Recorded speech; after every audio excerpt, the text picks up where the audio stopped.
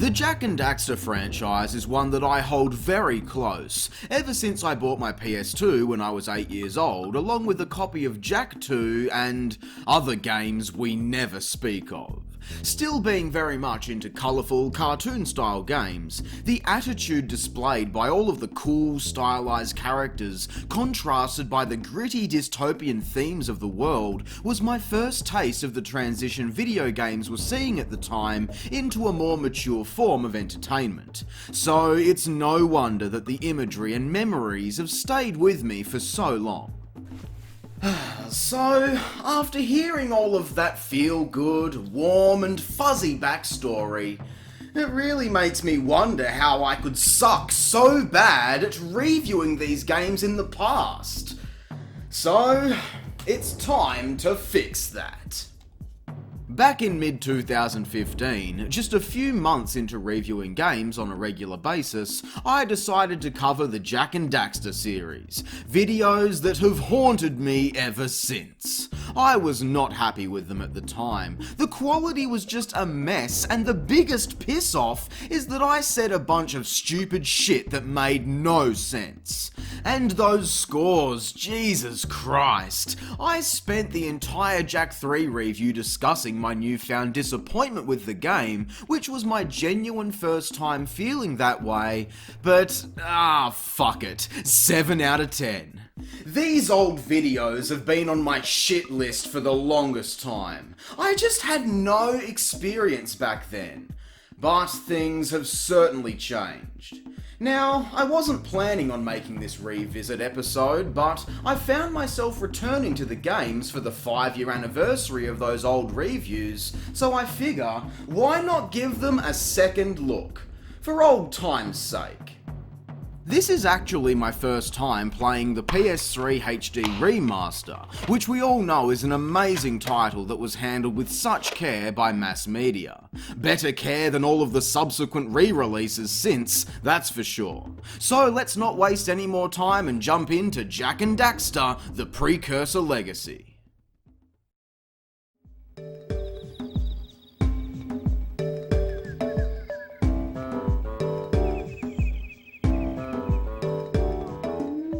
My favourite aspect of this series has always been the character and lore that fleshes out the beautiful and mysterious world.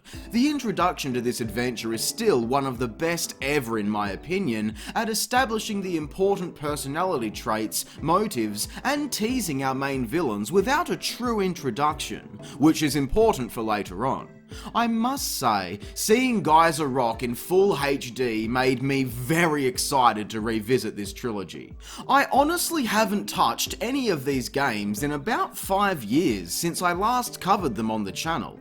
Back then, I was still adjusting to looking at everything through an impartial, critical lens, whereas now, I'm just an old fan returning home.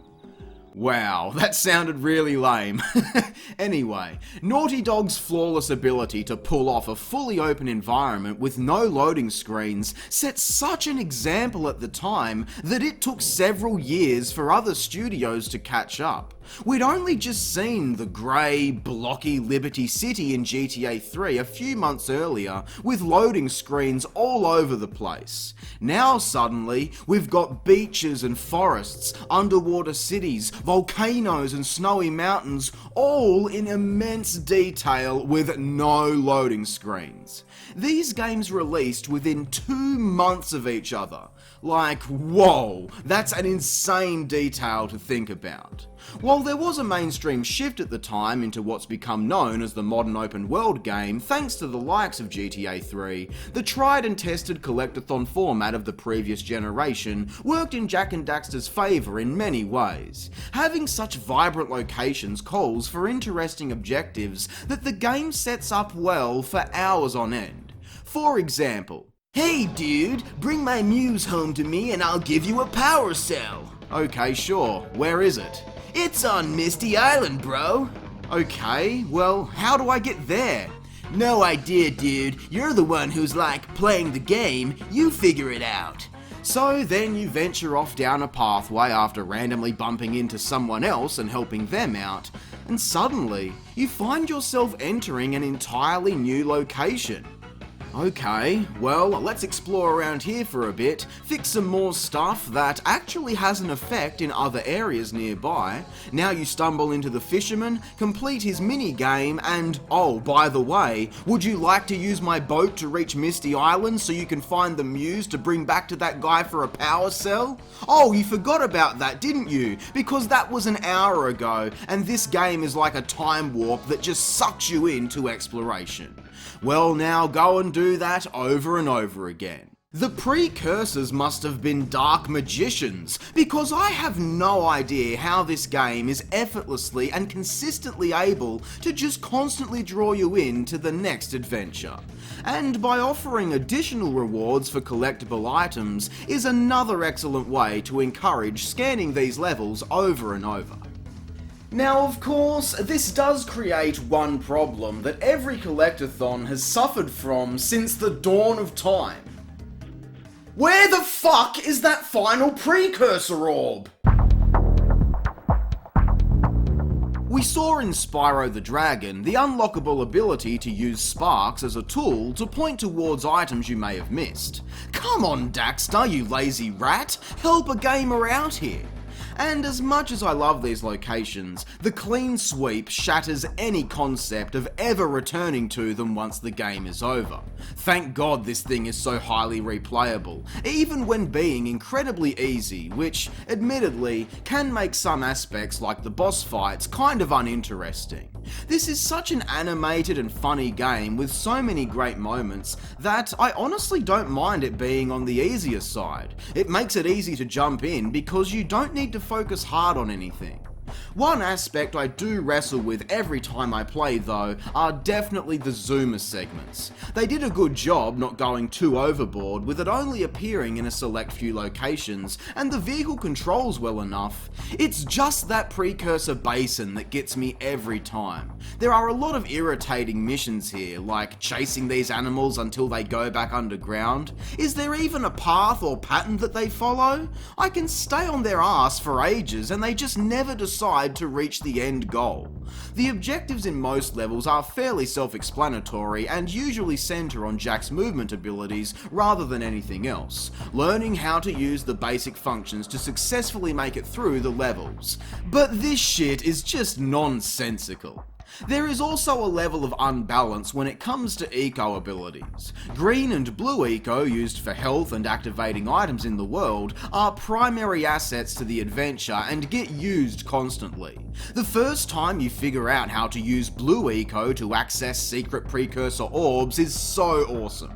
Yellow eco lets you shoot a fireball, which often removes whatever little depth there was to the combat, but it does become an essential tool for use in certain puzzle challenges, so I can give that a pass, despite it feeling a little situational at times. But on the other hand, we have the red eco that only shows up twice and only dumbs down the combat even further. Seriously, it's pointless. This is just a veteran nitpick on my part, but it's stupid. Most enemies die in 1 or 2 hits anyway, and at least the yellow eco gives you a projectile attack as something different. The only reason I always find myself mentioning this is that the game starts to fall off the rails once you reach the Red Sage's hut. Suddenly, there are less levels to explore compared to the other villages we visit, power cells just get dumped into collection objectives without any actual missions, and just when you think we're being set up to visit 4 different villages, instead we just get thrusted into the final encounter. The whole missing the 4th chapter is inherent of games that had a rushed development cycle, because they either run out of time or budget and were forced to finish early. And nobody likes to finish early. Now, to be clear, I've never heard of any stories like that in relation to Jak and Daxter, but when we look at similar games like Ty the Tasmanian Tiger that very clearly had an entire 4th area missing from the final game, it's hard not to look at Precursor Legacy and assume the same thing. It does hurt the pace of this game in my opinion, but thankfully, unlike a lot of games, Precursor Legacy actually has a pretty decent closing gauntlet. Using all of the tricks we learned throughout the game, we're tested on our way to rescue the four sages, and the final encounter with Golan Maya, in all of its simplicity, is still an excellent battle. Getting to look back over the adventure we've had really completes this first chapter on our journey, and despite some of its shortcomings, these details become unimportant when you look at the overall love and polish that went into this title. Jak and Daxter: The Precursor Legacy gets 8 out of 10.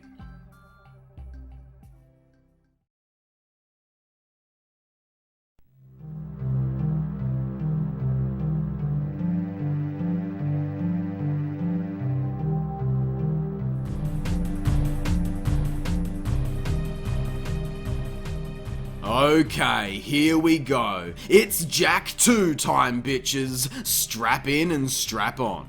So you know how I dunked on GTA 3 earlier for being all grey and blocky?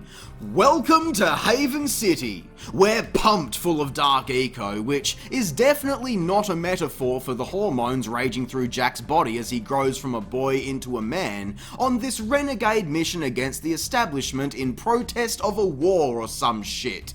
God damn, there is a lot going on in this game. But good luck getting to see any of it when you get stuck on the 4th fucking mission because you're 8-year-old square-eyed Jak. Anyway, we will address that later. First, I'd just like to discuss the major elephant in the room here: switching genre. It's a theme we've seen many games of this era adopt in an attempt to stay relevant with the industry.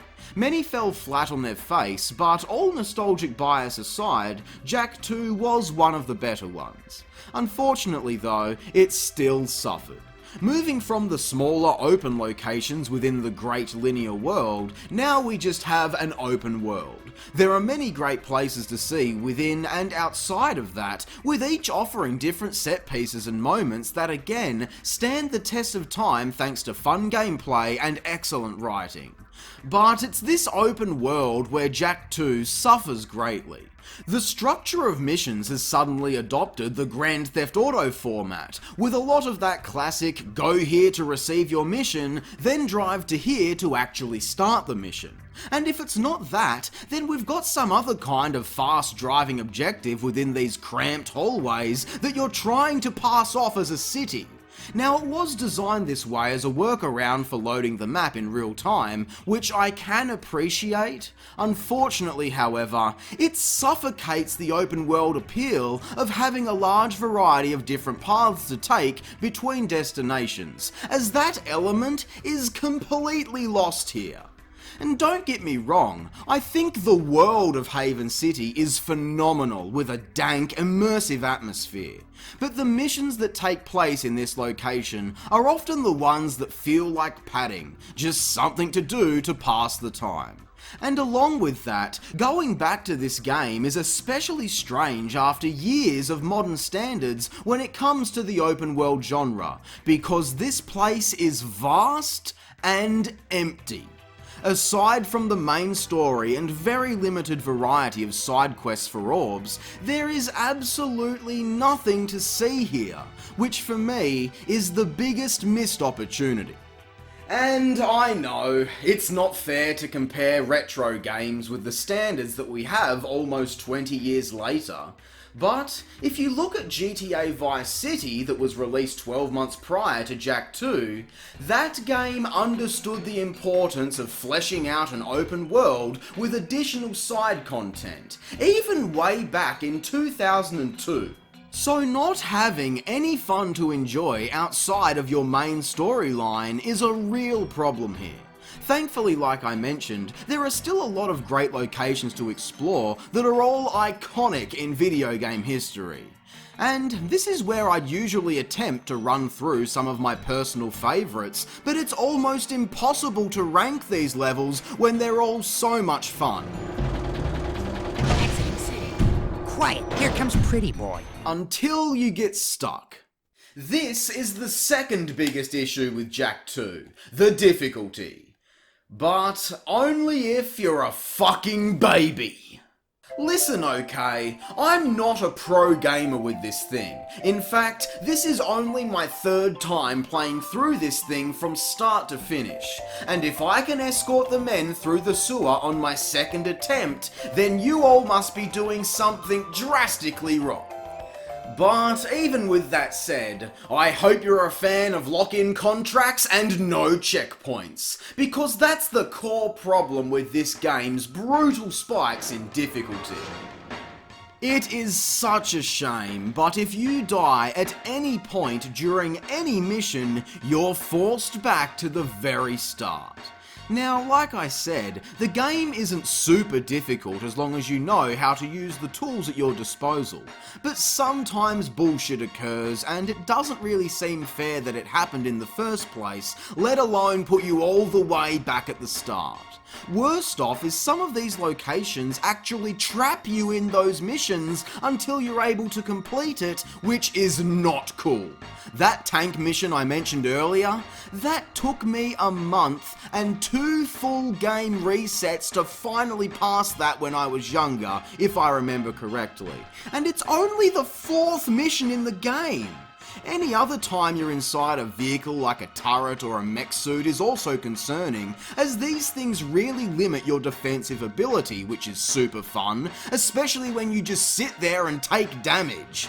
But for the most part, I'd have to say that while there are difficulty spikes throughout the course of this adventure, they are manageable if you know what you're doing. And then there's the ambush in the water slums. Fuck! Fuck! Oh, I fucking... Oh my... Fuck! Oh my fucking god! Fuck! Oh, fuck! Fuck! Fuck! Yeah, okay, let's move on before I have a fucking stroke. Looking at this game as a whole, the addition of gun combat doesn't change things too much, as we still get a tidy helping of platforming and exploring to go along with it. But for some reason, the only place you can collect ammunition is at the gun course, which is stupid, and it's almost like they forgot that 2 of the 4 weapons even existed towards the end of the game. But the pace and tone of the narrative is incredibly consistent, with many great moments that definitely stick with you. The time travel aspect introduces such a convoluted timeline of events from this point on in the series, but I just love the calamity of it all, and it's also an interesting point in retrospect to see the evolution of Naughty Dog's storytelling unfold here. In the first game, we saw some evil figures in the beginning that weren't officially introduced until the start of the 3rd act, where we learn that they're the only people who can potentially help Daxter after falling into the Dark Eco. And suddenly, just like that, our goal turns into our enemy. So simple, yet so amazing. And we get to see the next step up with the villains in Jak 2. Baron Praxis is the evil ruler in over his head with the war, Crew, the bloated criminal leader we work for to find our way, and then the metalhead leader who is after the small boy so that he can take over the city. This 3-way dance between the different sides peaks when the true villain emerges, and just in time for the final stage, everyone knows what they're fighting for. It's bloody superb in my opinion. Even in the simplest of cutscenes, you can see the light bulb go off inside Naughty Dog's head as they get the itch to move into a more cinematic style. And the boss encounters over the course of the game are also a substantial improvement over Precursor Legacy, which is awesome. I'm a big fan of the battle in Mars Tomb personally. It really finishes Act 2 with such an epic scene. While it may struggle with its balance of different gameplay styles and approach to difficulty, this is still an excellent play. But I'm sorry, an 8 out of 10 does go overboard for me. Jak 2 Renegade gets 7 out of 10.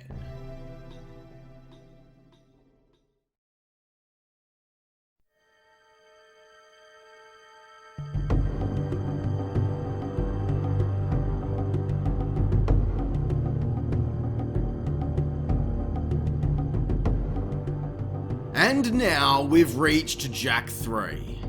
I must admit, I'm still quite muddled when it comes to this game. Of the trilogy, it was my sincerest favourite as a kid. Back then and even now, I just love the continued world building, character arcs, and simple yet addicting gameplay mechanics. The addition of the Mad Max-esque wasteland vehicles, while not perfect, was such another big change from Jak 2's core theme, which I just feel fits this trilogy so well.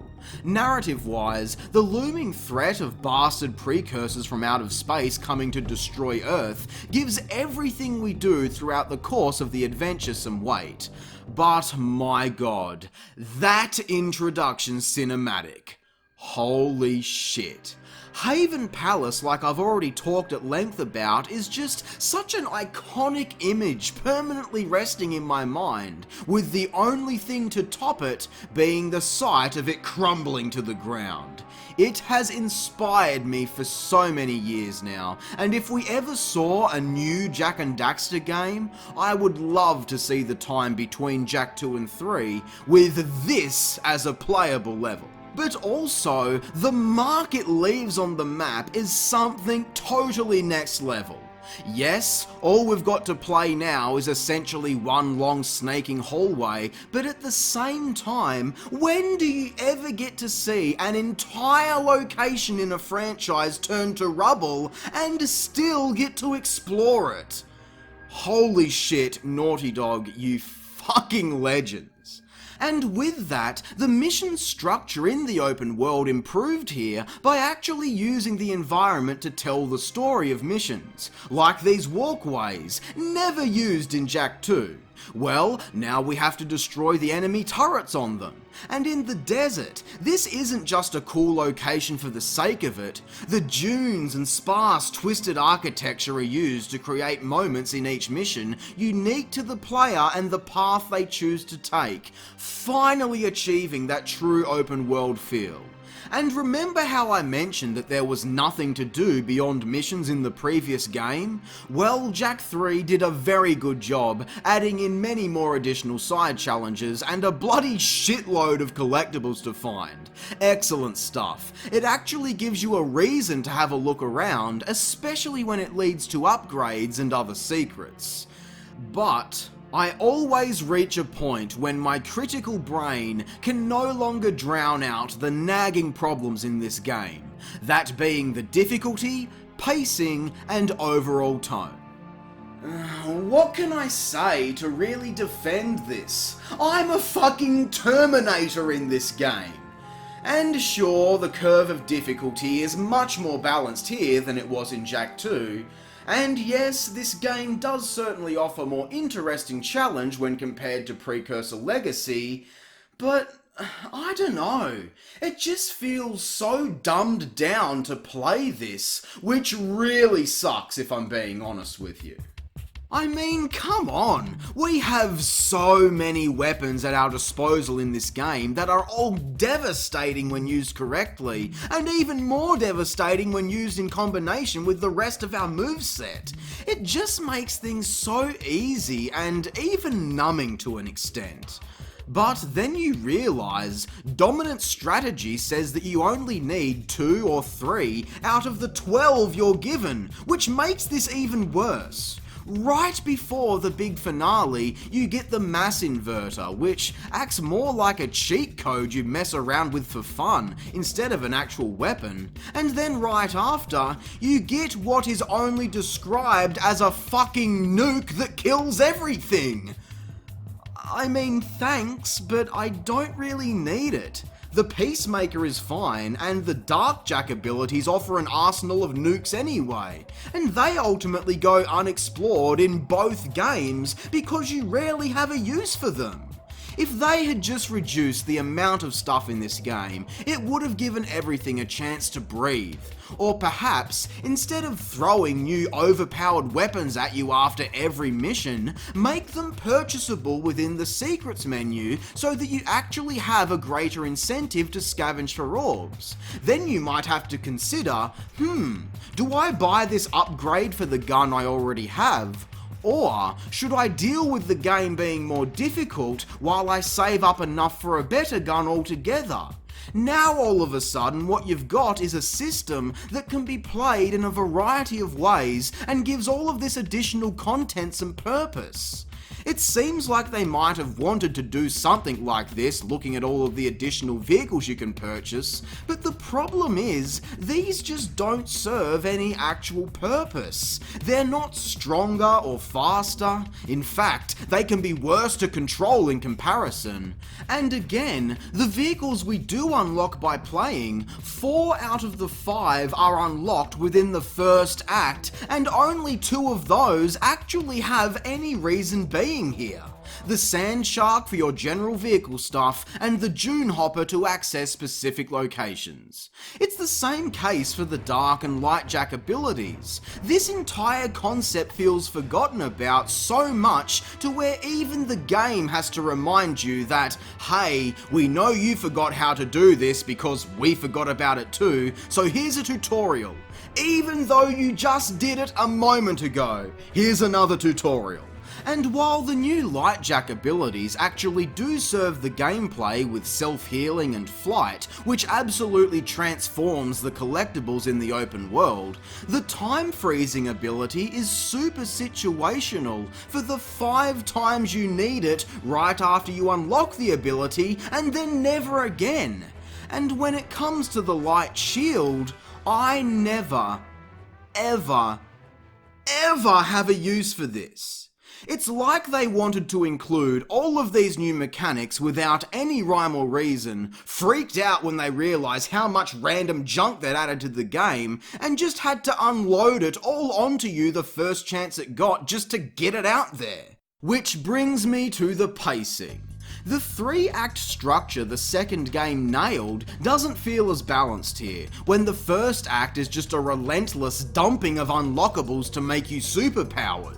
Act 2 would be better if every mission didn't end with, oh look, you found another super rare artifact, all one after the other, what are the chances of that? And then Act 3 is on super fast forward mode, only lasting half the time of the others. I do really enjoy a lot of it, but the pace is just a mess. And that right on cue brings me to the tone of this game and where it dies a death.